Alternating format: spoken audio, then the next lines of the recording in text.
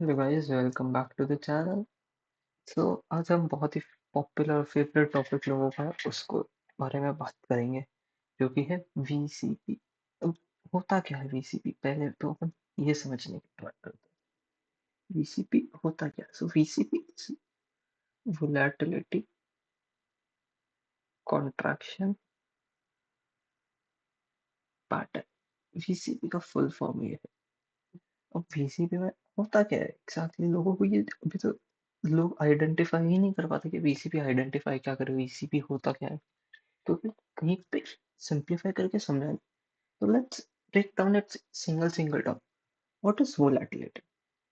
तो वोलेटिलिटी क्या होता है? जब कोई स्टॉक में मोमेंटम अच्छा हो। अब अपन अपसाइड डाउनसाइड कैसा कोई मोमेंटम हो, पर कोई स्टॉक में बहुत अच्छा मोमेंटम होता हो तो उसको अपन बहुत वोलेटाइल स्टॉक कहते हैं। जैसे कि आप कभी लिस्टेड आईपीओस देखते हो कि जैसे आज आईपीओ लिस्ट हुआ तो अगले एक हफ्ते तक उसमें अच्छा मोमेंटम रहता है। इसीलिए अपन क्या बोलते हैं, आईपीओस बहुत वोलेटाइल होते हैं लिस्ट होने के बाद, क्योंकि उनमें एक अच्छा मोमेंटम रहता है। So volatility is just momentum. What is contraction? Contraction is squeeze, compress, मतलब किसी चीज को पूरा निचोड़ देना, दबा देना। अब क्या होता है, जैसे आप सब लोगों ने बचपन में जरूर खेला होगा, वो है स्पंज बॉल। आप लोग क्या देखते हो, जब अपन स्पंज बॉल को पूरा दबा देते, पूरा कंप्रेस कर देते, तो वो पूरी दब जाती है। सो उसको कहते हैं कॉन्ट्रैक्शन, कोई चीज को दबा देना, कंप्रेस कर देना, उसको अपन है ना कॉन्ट्रैक्शन कहते हैं। अब पैटर्न जब ये वोलेटिलिटी कंट्रैक्शन वाला पैटर्न बनता है तो उसको अपन वीसीपी कहते हैं। पैटर्न सर कुछ भी चार्ट पे कुछ कोई पैटर्न है, अगर आपने नाम दे दिया कि है ना हेड एंड शोल्डर, तो हेड एंड शोल्डर क्या पैटर्न है, तो वैसे पैटर्न आपको पता है। So VCP as a term को क्या होता है, तो अगर अपन देखेंगे क्या, वोलेटिलिटी कॉन्ट्रैक्शन जब मोमेंट कंप्रेस हो जाए, जब वोलेटिलिटी स्क्वीज हो जाए, पूरा दब जाए। अब क्या चीज देखते हो, जैसे आपने कोई स्पंज बॉल को दबाया, जैसे आप उस स्पंज बॉल को दबाते हुए रखते हो, जैसे ही छोड़ते हो वो एकदम से पूरी वापस बड़ी हो जाती है, एकदम से अपने ओरिजिनल साइज पे आ जाती है। सो वैसे ही कोई चीज को जब आप दबा के हुए रखते हो फोर्सली, मतलब बहुत तेज दबाया हुआ है, जैसे ही आप उसको छोड़ते हो वो एकदम से फट जाता है, ब्लास्ट हो जाता है। तो उस जैसे बलून पे जैसे प्रेशर आता है, ज्यादा प्रेशर आती है, वो एकदम से फट जाता है। सो उसको अपन कहते हैं वोलेटिलिटी कॉन्ट्रैक्शन, जब मोमेंट एकदम दब जाता है, और जैसे ही उस पैटर्न में वो मोमेंट दब गया, जैसे ही उस पैटर्न का ब्रेकआउट आता है तो एकदम से मोमेंटम आ जाता है, एकदम से स्टॉक बढ़ जाता है। उसको अपन कहते हैं वोलेटिलिटी कॉन्ट्रैक्शन। इसीलिए लोग इसको स्विंग ट्रेडिंग में यूज करते हैं, क्योंकि इससे बहुत अच्छे रिटर्न्स बनते हैं, आपको शॉर्ट टाइम ऑफ पीरियड में अच्छे रिटर्न्स देखने को मिलता है। आपको ना सिंगल डे आपको 10-10%, 20-20% रिटर्न्स तक देखने को मिल जाते हैं। इसीलिए ज्यादातर स्विंग ट्रेडर्स इस कंसेप्ट को यूज करते हैं। तो अगर अपन इसको और इजीली समझे तो क्या होता है, let's suppose for a stock, कुछ कोई स्टॉक एकदम बढ़ता आ रहा है, फिर एकदम से थोड़ी सेलिंग दिखी, वापस बढ़ा, उस लेवल से वापस थोड़ी सेलिंग दिखी, वापस बढ़ा, फिर उस लेवल से वापस ऐसे बढ़ते बढ़ते बढ़ते बढ़ते पूरा कॉन्ट्रैक्ट हो गया। अब क्या देख रहे हो, स्टॉक एक अच्छे मोमेंटम में था, फिर स्टॉक धीरे धीरे धीरे धीरे मल्टीपल थोड़ा टाइम लेते हुए पूरा स्टॉक कॉन्ट्रैक्ट हो गया। अब कॉन्ट्रैक्ट हो गया, अब जब भी इस लेवल का ब्रेकआउट आएगा ना, तब स्टॉक एकदम फट जाएगा, एकदम बहुत अच्छा मोमेंटम आएगा। क्यों आता है? अब देखो, जब स्टॉक कम कॉन्ट्रैक्ट होता है तो उसका डायरेक्ट प्रोपोर्शनल होता है वॉल्यूम से। जब स्टॉक में अगर है ना धीरे धीरे स्टॉक कंसोलिडेशन में चला जाता है, रेंज छोटी होती जाती है। फॉर एग्जाम्पल 20% की थी है, फिर 10% हो गई, फिर 5% हो गई, और फिर ये एट द एंड 2.5% रेंज की में कंसोलिडेट कर रहा है। तो क्या हुआ, एक टाइम पे जब 20% की रेंज थी वो 2.5% पे आ गई, 2.5% पे आ गई, तो वो क्या है, स्टॉक कंप्रेस हो गया पूरा। जैसे ही अब कोई चीज को इतना दबा दिया, 20% से 2.5 3% पे ले गए, तो जैसे अगर स्टॉक को छोड़ेंगे तो वो स्टॉक एकदम से फट जाएगा। अब जैसे वो फटेगा मतलब मोमेंटम आएगा, और मोमेंटम ही तो एक ट्रेडर को चाहिए होता है। सो जैसे स्टॉक कंप्रेस होता है ना, ये नीचे वॉल्यूम है उसका, ठीक है, कि मैं वॉल्यूम बना रहा हूँ। तो जैसे इधर पहले इतना वॉल्यूम था, फिर धीरे धीरे धीरे धीरे इधर एकदम फ्लैट वॉल्यूम्स हो गए, एकदम इतना ही वॉल्यूम रहा। जहाँ पहले 20,000 का वॉल्यूम था, वहाँ 2,000 का वॉल्यूम रह गया, मतलब स्टॉक पूरा कंप्रेस हो गया। अब जैसे ही इसमें कोई अच्छी बाय डिमांड या सेल डिमांड आ गई, तो स्टॉक ऊपर, अगर बाय डिमांड आ गई, स्टॉक ऊपर की साइड फटेगा, सेल डिमांड आ गई तो नीचे की साइड फटेगा। सो इसको मैंने जितना हो सके सिंप्लीफाई करके बताया कि वोलेटिलिटी कॉन्ट्रैक्शन कैसे होता है, कैसे वॉल्यूम कॉन्ट्रैक्ट्स होते हैं, कैसे स्टॉक वॉल्यूम कॉन्ट्रैक्शन से बाहर निकलता है और स्टॉक फट जाता है। सो अगर अपन इसमें और इजीली देखें, तो अब कैसे कैसे पैटर्न बनते हैं। अब आप बोलोगे सर वीसीपी में तो बहुत अलग अलग पैटर्न होते होंगे, तो बिल्कुल। अब फर्स्ट जो पैटर्न है अपना, वो है symmetrical triangle type pattern. Symmetrical triangle type pattern आप साथ साथ में नोट्स भी बनाते रहना, ताकि इन फ्यूचर रेफरेंस आप कभी भी भूल जाओ, कभी भी आपको रिवाइज करना हो, तो आप इन नोट्स को पढ़ के रिवाइज कर सकते हो। सिमेट्रिकल ट्राइंगल, अब स्टॉक आया, फिर स्टॉक नीचे आया, फिर वापस बढ़ा, फिर नीचे आया, फिर वापस बढ़ा, फिर नीचे आया, ऐसे यहाँ पे यू कंसोलिडेट करने लगे। सो ये पैटर्न आप सभी ट्रेडर्स जानते होंगे, आप इसको पहचान भी गए होंगे कि ये तो सिमेट्रिकल ट्राइंगल है। सो काइंड ऑफ वीसीपी में भी सिमेट्रिकल ट्राइंगल बनता है। सो अब लोगे तो फिर वीसीपी में नहीं है क्या? वीसीपी में आपको और फैक्टर्स देखने पड़ते हैं, जिससे आप एक सक्सेसफुल वीसीपी ट्रेडर, एक स्विंग ट्रेडर बन सकते हो।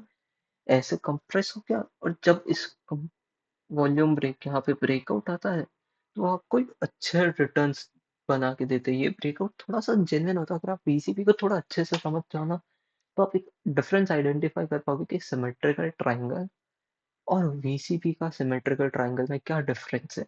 सो जनरली आप इसको चार्ट पे ऐसे कहीं देखोगे, तो ये समझो कि क्या होता है वीसीपी के साथ, अगर वॉल्यूम कॉन्ट्रैक्ट हो रहा है ना, तो बहुत अच्छा माना जाता है वीसीपी।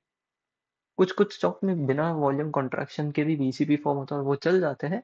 तो जब आप इन डिटेल कैरेक्टरिस्टिक्स समझोगे ना, तब आपको समझ आएगा। सेकंड अपना जो है, वो है ascending and descending triangle. Ascending and descending triangle. अब आप बोलोगे भैया आप तो सब वही पैटर्न बता रहे हो जो हमने पढ़ा है, एक्स्ट्रा नॉलेज क्या है।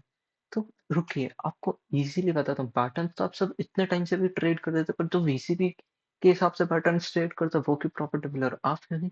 तो वही एक वीसीपी ट्रेडर एक और नॉर्मल पैटर्न ब्रेकआउट ट्रेडर का डिफरेंस लाता है। सो अगर आप देखो कि इसमें क्या होता है, असेंडिंग का क्या मैं बताऊं, असेंडिंग डिसेंडिंग।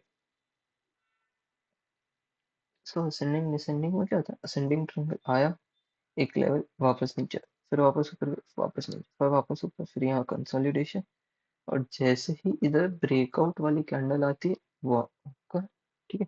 सो ये असेंडिंग ट्रायंगल पैटर्न हो गया। सेम अपोजिट कर दो डिसेंडिंग।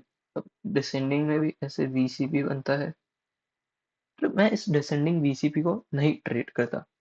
तो रीजन क्या है, अब देखो यहाँ पे एक हाई बना, ना हायर हाई, यहाँ पे कॉन्ट्रैक्शन हुआ ना, लोअर लो भी बन रहा है, हायर हाई, लोअर लो बन, ना लोअर लो फॉर्म हो रहा है, ना हायर हाई फॉर्म हो रहा है। सो ये इनडिसिजननेस का साइन है, ये इनडिसिजननेस का साइन है।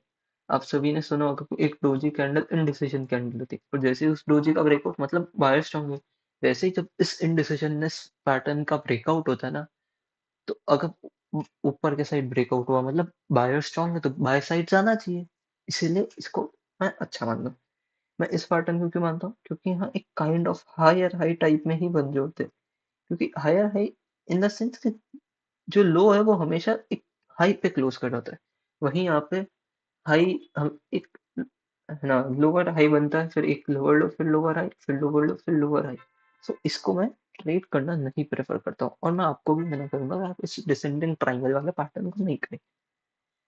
थर्ड जो पैटर्न अपना आता है, वो है फ्लैग एंड पोल। अब सभी प्लीज नोट्स बनाते रहिएगा। Pole and flag, sorry, pole and flag. थोड़ा सा फर्स्ट यूट्यूब वीडियो तो थोड़ा सा वो घबराहट हो जाती है। पोल एंड फ्लैग क्या हो, ऐसे एक स्टॉक बढ़ा, फिर एक हॉरिजॉन्टल में ऐसे कॉन्ट्रैक्शन। आप जनरली पोल एंड फ्लैग कैसे ऐसे पढ़ते हैं ना, वो ऐसे नहीं, वो सीधा हॉरिजॉन्टल वे में है ना, कंसोलिडेट किया, और जैसे इस कंसोलिडेशन का ब्रेकआउट आता है, कंसोलिडेशन का ब्रेकआउट करते ही एक अच्छा मूव आ जाता है। समझे? इसको पोल एंड फ्लैग वाला पैटर्न कहते हैं, ये भी एक वीसीपी का पैटर्न होता है। सो आप बोलोगे कि साइकोलॉजी क्या है कि ये एकदम से वॉल्यूम ब्रेकआउट आते पीसीपी में अच्छा मूव आता है। तो उसका मेन रीजन क्या है? अब एक चीज समझो, ये एक वीसीपी पैटर्न है, ठीक है? समझो यहाँ पे वॉल्यूम, यहाँ पे म- मैं एज ए इंस्टीट्यूशन मैंने यहाँ क्वांटिटी ऐड करी, यहाँ ऐड करी, फिर स्टॉक इतने अच्छे रिटर्न दिया। अब एज ए इंस्टीट्यूशन में कोई 25-30% रिटर्न लेके निकलूंगा तो नहीं, मैं तो अच्छे रिटर्न के लिए बैठा हूँ, डबल ट्रिपल, मैं कम से कम 50% रिटर्न के लिए बैठा हूँ। अब आप डबल ट्रिपल के लिए मत जाना क्योंकि आप फंस जाओगे। फिर क्या होगा? यहाँ पे लोगों की प्रॉफिट बुकिंग है, रिटेलर्स की फिर नीचे है तो इंस्टीट्यूशन फिर से ऐड कर दिया, फिर यहाँ से बड़ा, फिर यहाँ कुछ रिटेलर्स ने निकाला, फिर यहाँ पे डिप आई, इंस्टीट्यूशन ने फिर से ऐड कर दिया, फिर यहाँ पे रिटेलर्स। अब क्या होता है यहाँ कंसोलिडेट जब करता है ना, तो रिटेल अब कंसोलिडेशन करता तो लोग क्या, यार स्टॉक चल नहीं रहा, बेच दो, वो लोग कहते कि हम जब तक रखते हैं स्टॉक नहीं चलता, हम हमारे बेचने के बाद स्टॉक चल जाता है। तो यही रीजन है कि यहाँ इंस्टीट्यूशन आपसे बिकवा देते हैं इस रेंज में कि यार स्टॉक चल नहीं रहा, पड़ा है, इससे अच्छा किसी और स्टॉक में डाल के पैसा कमा लेता हूँ। जैसे ही वो स्टॉक इस कंसोलिडेशन से जाता है, अच्छा मूव क्यों आता है? क्योंकि यहाँ इंस्टीट्यूशन क्वांटिटी बाय करता रहता है, इंस्टीट्यूशन क्वांटिटी कंटिन्यूअसली बाय करता है।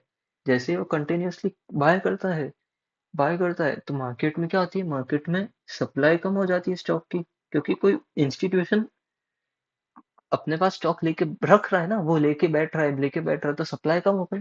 और फिर क्या होता है, कुछ लोगों को स्टॉक अच्छा लगता है, धीरे धीरे जैसे जैसे उसकी डिमांड बढ़ जाती है तो स्टॉक ब्रेकआउट। अब डिमांड कैसे बढ़ती है? लोग रिटेलर्स तो बेचा है, पर इंस्टीट्यूशन खरीद रहा है ना। अब सपोज एक दिन आ गया, इंस्टीट्यूशन ने वापस खरीदना स्टार्ट किया रोज जितना, पर अब रोज जितने सेलर्स तो थे नहीं, बायर्स सेलर्स थे नहीं, सिर्फ बायर वो अकेला था। तो जैसे ही वो ब्रेकआउट होता है तो क्या होता है, क्योंकि सेलर्स तो थे नहीं, सिर्फ बायर्स और बाइंग डिमांड में मार्केट हमेशा ऊपर जाता है। इसी तरह से ये वीसीपी पैटर्न एक सक्सेसफुल पैटर्न होता है, क्योंकि यहाँ पे स्टॉक का वॉल्यूम खत्म हो जाता है, स्टॉक में सिर्फ बायर्स बैठते, तो जहां सिर्फ बायर्स होते हैं वहां स्टॉक हमेशा ऊपर जाता है। अब ब्रेकआउट के बाद धीरे धीरे, अब ब्रेकआउट हुआ तो ब्रेकआउट वाले बायर्स भी इधर आ जाते हैं, तो वापस स्टॉक थोड़ा और ऊपर चल जाता है, और इसी में अपन अपना 10-15% स्विंग का लेके निकल जाएंगे। अपन इंस्टीट्यूशन के जैसे बैठे नहीं रहेंगे, क्योंकि अपने को कब पता इंस्टीट्यूशन कब प्रॉफिट बुक करे, ये अपने को कब पता कि इंस्टीट्यूशन अपने को चोमो बना के चला जाए कि ये ब्रेकआउट इंस्टीट्यूशन जान करके करवाए अपने ट्रैप करने के लिए। तो ऐसे में आपको 9-10% इजीली मिल जाता है, और मैं कहता हूँ कि कोई स्टॉक में अगर 10% आपको मिल रहा है, आप एग्जिट कर दीजिए स्विंग के हिसाब से। सो इसमें काफी सारे इंडिकेटर्स, मतलब कुछ इंडिकेटर्स इंपॉर्टेंट भी होते हैं। आपको आरएस भी देखना पड़ता है, आपको उसके साथ है ना वॉल्यूम्स देखने पड़ते हैं, आपको उसके साथ आपको थोड़े बहुत कंपनी के फंडामेंटल्स देखने पड़ते हैं। अच्छा वीसीपी अगर आप पैटर्न स्टॉक में अच्छे रिटर्न की प्रोबेबिलिटी बढ़ाना चाहते हो, उसके साथ आपको कैंडलस्टिक मास्टर करना पड़ता है। एक लिमिटेड कैंडलस्टिक, ये सब लिमिटेड में होता है। तो अब आप बोलोगे सर हम इस पैटर्न को कैसे आइडेंटिफाई करें? तो चल मैं आपको चार्ट में बताता हूँ कि ये पैटर्न कैसा दिखता है और इसको कैसे आइडेंटिफाई करें। तो लेके चलता हूँ मैं। अभी आज 5 दिसंबर हुआ है, मार्केट क्लोज हो चुका है, और मैं आपको बताता हूँ। सो चलिए आओ, मैं आपको जैसे फॉर एग्जांपल मैं एक स्टॉक बताता हूँ, टेरल। सो मेरी खुद की पोजीशंस भी इसमें है, ये कोई बाय सेल रिकमेंडेशन नहीं है, सिर्फ आपको एग्जांपल दिखाने। तो आप इसमें क्या देखोगे, अगर मैं इसको वीकली टाइम फ्रेम पे करूंगा तो आप बोलोगे स्टॉक काफी अच्छी रैली करी स्टॉक ने। फिर मैं डेली पे शिफ्ट हो जाऊंगा, स्टॉक ने देखो एक अच्छी रैली करी, फिर स्टॉक थोड़ा सा नीचे करेक्शन, फिर वापस बढ़ा, फिर करेक्शन, और फिर एक रेंज में आके इस रेंज का ब्रेकआउट कर दिया स्टॉक ने, ब्रेकआउट कर दिया। और इसके साथ अगर आप देखोगे तो वॉल्यूम भी देखो कैसे यहाँ से वॉल्यूम धीरे धीरे कॉन्ट्रैक्शन होता रहा है। सो अब इस स्टॉक में अभी तक मूव नहीं आया, पर जब मूव आएगा मैं आपको जरूर बताऊंगा कि ये आप इसको ट्रैक करना। आज क्या डेट हो चुकी है? डेट हो चुकी है 5 दिसंबर। तो आप याद रखना कि 5 दिसंबर को स्टॉक ये प्राइस था, और आप आज से 1 महीने बाद देखना तो आप इजीली देखोगे कि स्टॉक में क्या अच्छा मूव आ रहा है। और अब मैं आपको एक और अच्छा कंसेप्ट इसमें बताता हूँ, जो आपने किया था ना कॉन्ट्रैक्शन। ये देखिए कितना हुआ, 22% करेक्शन। ऐसे में रिटेलर्स डर जाते हैं। फिर 22 का आधा, 9%। फिर ये देखिए 5%। रेंज क्या छोटी हो गई है, हुई नहीं हुई रेंज छोटी। जहां पहले 22% था, फिर 10%, फिर 5%, रेंज छोटी होती रही। तो किसने बेचा कि यार ये तो ऑलरेडी 22% से भी नीचे आ गया, अब वापस इतने में बिक रहा है, बेच देते, क्या पता वापस नीचे आ जाए। उन्होंने बेचा, इंस्टीट्यूशन ने फिर खरीद लिया। फिर लोग यहाँ पे यार अब तो जो काफी टाइम से होल्ड रखे, लॉन्ग टाइम से, यार स्टॉक कंसोलिडेट करके अब रिटर्न नहीं दे रहा, वो भी बेच देते हैं। पर इंस्टीट्यूशन रोज खरीदता रहता है। जैसे एक टाइम आया था कि अब इंस्टीट्यूशन, रिटेलर्स के पास क्वांटिटी नहीं है और इंस्टीट्यूशन रेगुलर बाय कर रहा है, तो ये स्टॉक फटेगा। इसमें एक और एग्जांपल मैं बताता हूँ, जैश इंजीनियरिंग। अब आप देखोगे स्टॉक ऑलरेडी पहले भी पास्ट में काफी अच्छे रिटर्न्स दे चुका है, 1.5 साल में 300-400% रिटर्न्स। अभी भी सेम देखो क्या हुआ है, स्टॉक आया एक कितना अच्छे वॉल्यूम्स के साथ, फिर नीचे, फिर वापस एक कंसोलिडेशन और एक ब्रेकआउट। और ब्रेकआउट के दिन ही सीधा आप इधर देख सकते हो 6% की कैंडल बनी है। इनसे 6% बहुत बड़ी बात होती है, ठीक है। 6% की कैंडल। सो जैश में एक पहले भी वीसीपी बन चुका है, मैं आपको वो वीसीपी बताता हूँ। इसे भी वीसीपी कहते हैं। जैसे जैसे आप वीसीपी ट्रेड करो, आपको आइडेंटिफाई होते रहेंगे पैटर्न। एक स्टॉक पहले गिरा, फिर थोड़ा बढ़ा, फिर वापस गिरा, फिर थोड़ा बढ़ा, फिर वापस बढ़ा, फिर वापस इस रेंज में कंसोलिडेट और ब्रेकआउट। देखते हैं आप, ब्रेकआउट में वॉल्यूम्स देखो, यहाँ वॉल्यूम इतने थे, फिर वॉल्यूम कॉन्ट्रैक्ट होते रहे, होते रहे, होते रहे, होते रहे, होते रहे, पूरे कॉन्ट्रैक्ट हो गए। जैसे ही बाइंग साइड में ब्रेकआउट आया, वॉल्यूम्स फटे। सिमिलरली सिमिलरली आप क्या देख रहे हो, इधर वॉल्यूम कॉन्ट्रैक्ट होते रहे, होते रहे, होते रहे, और आज एकदम से वॉल्यूम पिछले 5-6 दिनों का हाई पे वॉल्यूम चल रहा है, मतलब एक अच्छे वॉल्यूम से। समझे कैसे काम कर रहा है ये। अब इसमें और भी मैं स्टॉक्स बताता हूँ। देखो मैंने इसमें टेरर में आपको क्या बता दिया, असेंडिंग ट्राइंगल। मैंने आपको बता दिया कैसे असेंडिंग ट्राइंगल था ये एक असेंडिंग ट्राइंगल ही है। ये एक असेंडिंग ट्राइंगल है। अब मैंने आपको टेरर में बता दिया, जैश में भी मैंने एक फ्लैग एंड पोल टाइप बता दिया। जैश में एक फ्लैग एंड पोल था, कैसे, ये ऐसे फ्लैग एंड पोल और उसका ब्रेकआउट। मैं आपको एक सिमेट्रिकल ट्राइंगल बताता हूँ। सिमेट्रिकल ट्राइंगल के लिए अपने को आईसीआईसीआई बैंक एक लार्ज कैप कंपनी है। तो जब आप आईसीआईसीआई बैंक को देखोगे, क्या हुआ, स्टॉक ऊपर आता रहा, आता रहा, आता रहा। एक टाइम में स्टॉक ने क्या किया, स्टॉक नीचे आया, 10% का फॉल। लार्ज कैप में 10% बड़ी बात होती है। फिर 7% का फॉल, फिर वापस स्टॉक कंसोलिडेट किया। फिर समझो, ये चीज समझो आप लोग, यही आपको एक प्रॉफिटेबल वीसीपी बताएंगे। 10%, फिर 7%, फिर 2.5%, स्टॉक कितना कॉन्ट्रैक्ट हो गया इसमें। और ये इस टाइप में एक ऐसे सिमेट्रिकल ट्राइंगल बना, इसका ब्रेकआउट हाई इसने आज 2% कमा रहा है। मैंने इसको पर्सनली भी ट्रेड किया था। मेरा ओटीएम 10 का 22 का हाई लगा क्या है, पर मैंने 10 का 15 पे बुक कर दिया था, 1350 कॉल। अब आज दिन का कॉल भी देख सकते हो कि वो सही में इतना बड़ा था। तो ये है आपको, ये स्ट्रैटेजी आपको प्रॉफिटेबल स्विंग ट्रेडर बनाएगी। पर इसके लिए आपको क्या करना है, आपको इस पे प्रैक्टिस करनी है कि आपको इसको पे पूरा डेडिकेट करना होगा अपना टाइम। अब आप सोचोगे स्टॉक्स वगैरह कैसे फाइंड करें, तो स्टॉक्स वगैरह फाइंड करने के लिए मैं आप मेरा स्क्रीन है प्रोवाइड करूंगा। पर उसके पहले आपको इस वीडियो पे 50 लाइक्स करवाने हैं, और इस चैनल को आपको सब्सक्राइब करके रखना इन फ्यूचर वीडियोस के लिए, और इस चैनल को जरूर शेयर करना। कुछ चीजें और भी है वीसीपी में जो देखनी पड़ती है, वो है indicators, RS, volumes, candlesticks. Plus आपको देखना पड़ेगा कि स्क्रीनर भी चाहिए। तो चैनल को सब्सक्राइब करके रखें ऐसे और यूजफुल कंटेंट और सिंप्लीफाइड तरीके से आपको ये चीजें ना समझाने के लिए। So do like the video, subscribe the channel and comment if you have any doubts. मिलते हैं तब तक नेक्स्ट वीडियो में। और इस वीडियो में जो भी आपको बताया गया था वो सिर्फ़ एजुकेशनल पर्पज़ के लिए था, कोई भी बाय सेल रिकमेंडेशन नहीं थी। सो थैंक यू गाइस, मिलते हैं नेक्स्ट वीडियो में।